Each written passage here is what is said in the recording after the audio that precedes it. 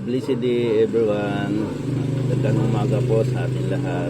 Ako po si Renante Tuason, isang mahigit na isang dekadang stroke survivor po. Andito po tayo ngayon sa Acts chapter 3 verse 6, PWD Ministry. Tatalakayin po natin ngayon ang ika-6 na kautusan ng Panginoon na ayon doon, do not murder. Sabi nga po ng Exodus chapter 20 verse 13, huwag kang papatay.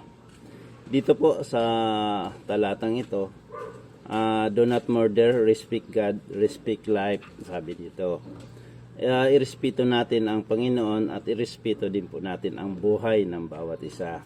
Ayon nga po sa Exodus chapter 20 verse 13, huwag kang papatay.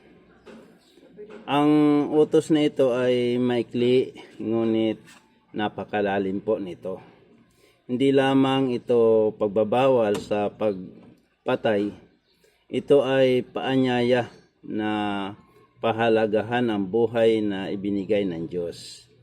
Kapag nirespeto natin ang buhay, nirerespeto natin ang may likha ng buhay. Pagkaganda po, ano? Sabi nga po, respect God. Ano po ang ibig sabihin ng respect God? Ang Diyos ang pinagmulan ng buhay, di po ba?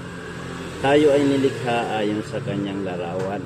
Ayon po yan sa Genesis chapter 1 verse 27. Kaya kapag minaliit o sinaktan natin ang kapwa, hindi lamang tao ang naapektuhan, kundi ang dangal ng Diyos na lumikha sa kanya.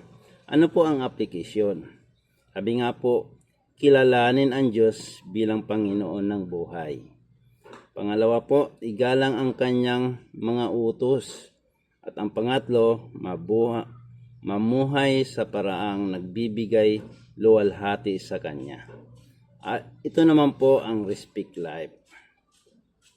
Ang buhay ng bawat tao ay mahalaga sa Diyos. Bata man o matanda, malakas man o may kapansanan, kaibigan man o kaaway, kailangan po respetuhin po natin. Hindi lamang physical na pagpatay ang isyu dito. Sabi nga po, itinuro ni Jesus na ang galit, puot at pagkamuhi sa puso ay mga ugat na maaaring humantok sa pagkakasira ng kapwa. Ayon po yan sa Mateo chapter 5 verse 21 to 22. Ano po ang application sa atin?